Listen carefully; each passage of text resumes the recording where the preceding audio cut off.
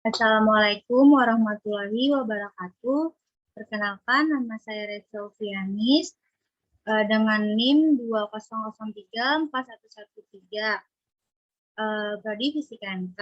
Di sini saya akan membahas soal tentang gerak partikel di bawah gaya sentral. Assalamualaikum warahmatullahi wabarakatuh. Perkenalkan, nama saya Rachel Fianis dari Prodi Fisika MK dengan NIM 2003413. Di sini saya akan membahas soal tentang gerak partikel di bawah gaya sentral.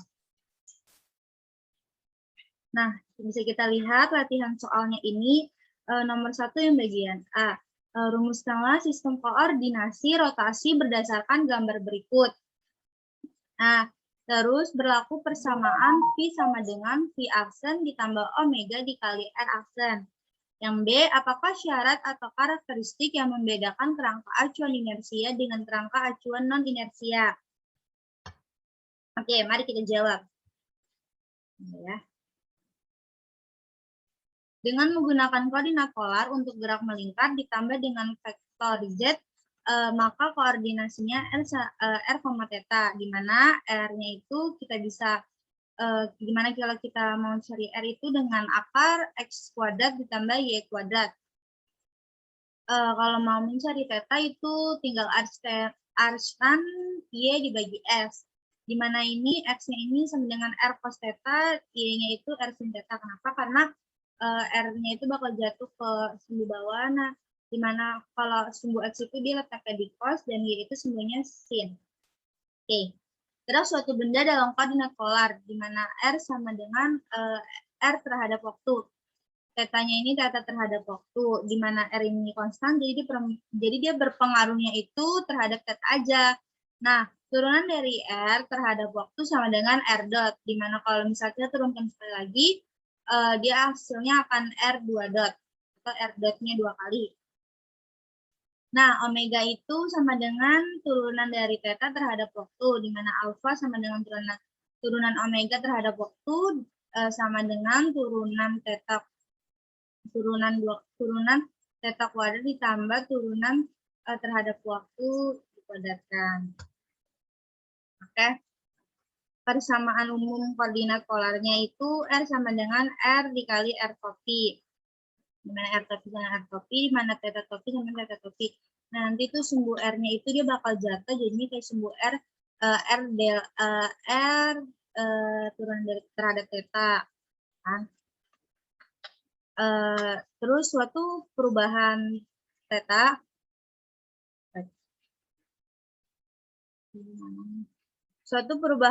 sebesar turunan theta akan menghasilkan turunan jarak atau turunan jarak topi, nah, sama dengan theta topi dikali turunan terhadap theta, dan perubahan dalam arah R topi sebesar turunan theta akan menghasilkan turunan theta topi atau turunan theta topi sama dengan R topi dikali turunan theta. Memperoleh turunan R topi dibagi turunan theta sama dengan theta topi, di mana turunan theta topi dibagi turunan theta itu akan hasilnya R topi. Sama aja dia sebenarnya balikannya. Oke, jika kita rumuskan R topi dan theta topi terhadap waktu diperoleh turunan R topi sama dengan dibagi turunan terhadap waktu, dia akan menghasilkan turunan R topi dibagi turunan theta dikali turunan theta dibagi terhadap waktu, sama dengan theta topi dikali omega, dan turunan theta topi dibagi waktu sama dengan turunan theta topi dibagi turunan theta dikali turunan theta dibagi turunan terhadap waktu sama dengan R topi dikali omega. Jadi persamaannya yang kelima tadi, jika kita turunkan terhadap waktu itu kan R sama dengan R dikali R topi ya. Nah, gimana kalau kita ini, jadi dia turunan R terhadap waktu sama dengan turunan R terhadap waktu dikali R topi ditambah R dikali turunan R topi dibagi turunan terhadap waktu. Baru F sama dengan F dikali R ditambah R dikali omega ditambah T topi. Nah, diferensialkan lagi nih sekali lagi biar untuk menghasilkan percepatan. Kecepatan itu rumusnya A sama dengan turunan kecepatan dibagi waktu dikali R topi ditambah turunan R sama turunan W dibagi turunan T dikali theta topi.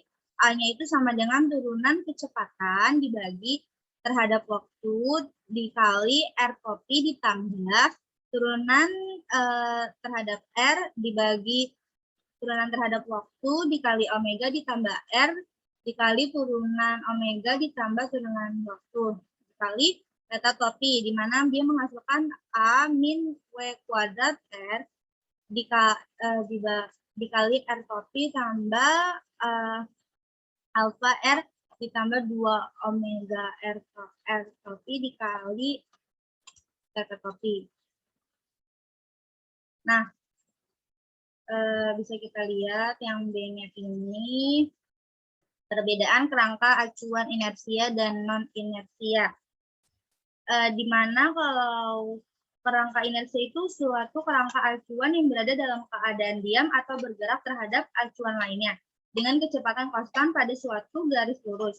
Sedangkan kalau kerangka acuan non-inersia, dia berlaku pada teori relativitas umum, yang dimana dia itu selalu memiliki kecepatan yang berubah-ubah atau tidak konstan. Tapi dia tetap berlaku hukumnya. Oke. Lanjut, kita nomor 2. Soal nomor 2 ini. A. Rumuskanlah posisi pusat massa dinamika sistem partikel. Sebuah sistem terdiri dari 3 partikel masing-masing terdiri dari unit massa M1, M2, M3 dengan posisi vektor R1 sama dengan 2I ditambah 4J ditambah 3K. Terus kalau vektor R2 sama dengan I ditambah 2J ditambah 3K. Kalau vektor R3 sama dengan 5I ditambah 2J ditambah 3K. Sedangkan kalau kecepatannya ini, vektor kecepatan sama dengan I ditambah 2J ditambah 2K. Terus kalau vektor kecepatan yang kedua itu 3I ditambah 2J ditambah K. Kalau vektor kecepatan 3 itu 2I ditambah J ditambah 2K. Kalau yang B nih, dengan menggunakan rumus pusat massa, hitunglah vektor posisi pusat massa di atas dengan rumus R sama dengan sigma MK dikali RK dibagi sigma MK sama dengan sigma MK dikali RK dibagi M total. Lanjut, jawab. Nah, kita bisa nih. Jadi kan yang A itu suruh nanti rumusnya. Ini bisa lah nanti rumusnya itu RC sama dengan M1 dikali R1 dibagi M1 juga. Nah, M total ditambah M2 dikali R2 per dibagi M total ditambah M3 kali R3 dibagi M. Nah, di mana R-nya ini sebenarnya sama aja dengan sigma MK dikali RK dibagi sigma M besar dikali K. Sama dengan sigma MK dikali RK dibagi M besar atau M total. Baik. Nah, yang B, kita masukin nih tadi kan. Tadi kan bisa kita lihat ya, bisa kita lihat vektornya. Dia masukin nih ya, XPM, berarti dia masukin ke yang I-nya aja, ya kan? Nah, kita bisa masukin nih. Gimana ya? I1 ya kan, ini kan XPM itu sama dengan 1 per M dengan sigmanya itu pembatasnya dari I sampai ke N MI dikali XI ya kan. Nah, XPM kita masukin nih kan, karena masanya cuma diketahui 1 berarti 1 M1-nya M1-nya 1 dikali 2. Kenapa dikali 2? Karena di sini R1-nya ini dia yang yang I-nya itu 2 gitu kan. Terus ditambah 1 dikali 1. Karena R2-nya I-nya itu 1. Ditambah 1 dikali 5. Karena R3-nya itu, yang I-nya itu 5. Dibagi M total. M total kan 1 tambah 1, M1, M2, M3 sama dengan 3 ya kan. Jadi XPM-nya ini atau Sumbu X pusat massa itu 8/3 ya. Terus baru YPM. YPM ini 1 dikali 4 ditambah 1 dikali 2 ditambah 1 dikali 2 dibagi 3 sama dengan 8/3. Kenapa sih kayak gini? Karena nih, jadi yang ya, YPM ini kita masukin sumbu J, ya kan? Yang 4, 2, 3 ini masukin sumbu J-nya terhadap J, R1, R2, R3. Itu aja sih. Lanjut, yang ZPM. Masanya itu kan 1 ya. Masanya 1 dikali R1K, berarti 3. Yang ngasih 1 dikali 3 ditambah M1 dikali R2K. Berarti 1 dikali 3 ditambah M1 dikali R3K. Berarti 1 dikali 3 dibagi M total. Berarti sama dengan ZPM sama dengan 3. Oke. Maka posisi pusat massanya itu adalah baru ditambah ini di total. RPM sama dengan XPMI ditambah YPMJ ditambah ZPMK.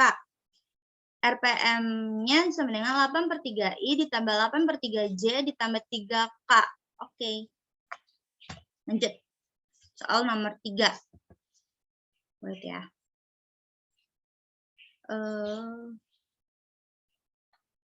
Soal nomor 3 itu buktikanlah persamaan vektor kecepatan pusat massa adalah R sama dengan 1/M sigma MK dikali RK. Kedua, B.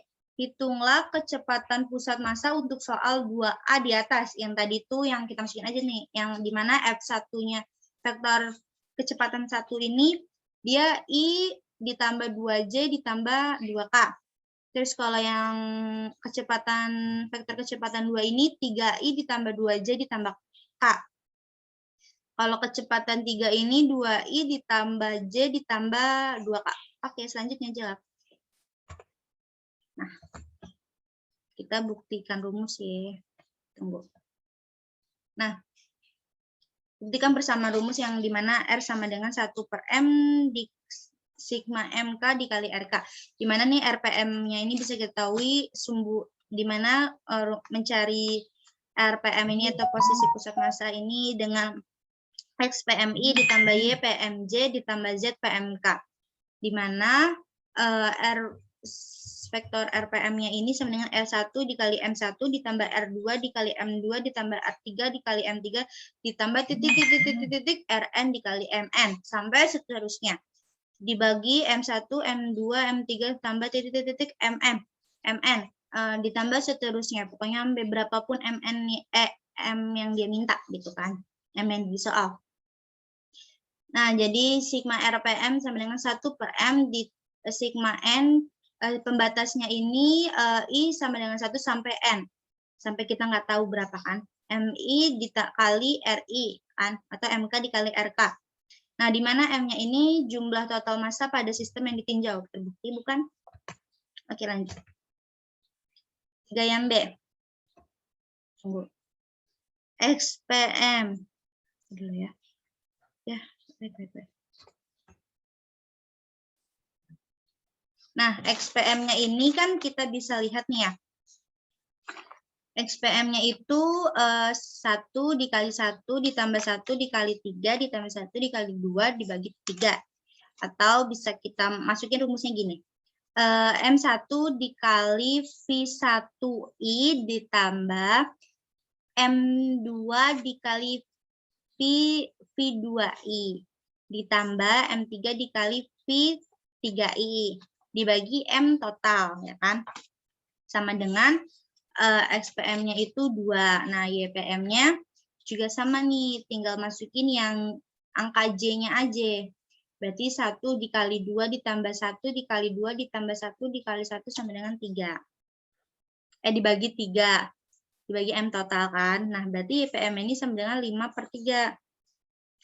ZPM-nya ini 1 dikali 2 ditambah 1 dikali 1 ditambah 1 dikali 2. Berarti kan ini satunya ini kan M1 nih ya.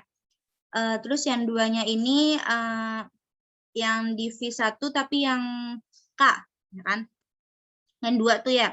Berarti tambah 1 dikali 1. Satunya ini kan V2 yang K. Berarti kan 1 dikali 1, 1. Ditambah 1, berarti kan satunya ini M3. dikali 2. 2-nya ini dari F3 yang bernilai K, berarti kan 2. 1 dikali 2 kan? Dengan ZTM 5/3.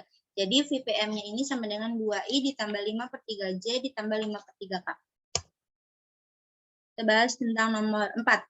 Tunjukkanlah bahwa energi kinetik dari sistem partikel adalah setengah mv kuadrat ditambah mu v kuadrat, di mana m besar sama dengan m1 ditambah m2 dan v sama dengan kecepatan relatif serta mu massa reduksi. Oke. Bahas ya.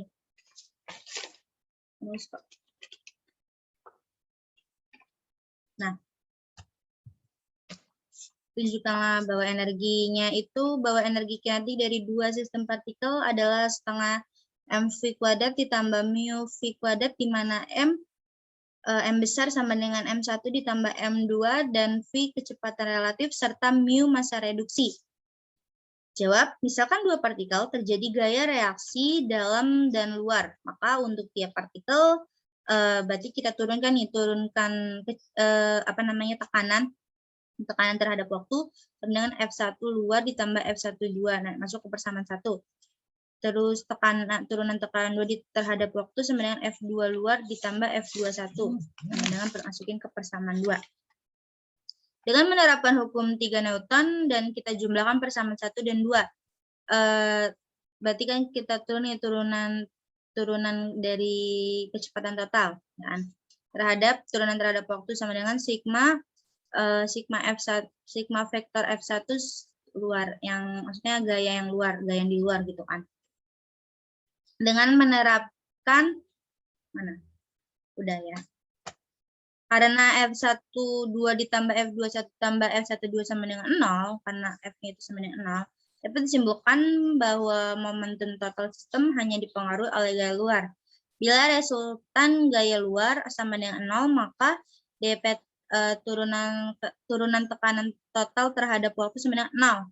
Dengan bisa kita jabarkan P totalnya ini sama dengan P1 ditambah P2, di mana bisa kita jabarkan lagi M1 dikali vektor P1 ditambah M2 dikali V2 sama dengan M1 dikali, bisa kita jabarkan lagi ya. Vektor V1 ini bisa kita jabarkan gitu, di mana M1 dikali turunan posisi 1 dibagi terhadap waktu ditambah M2 dikali turunan R2 dibagi turunan terhadap waktu.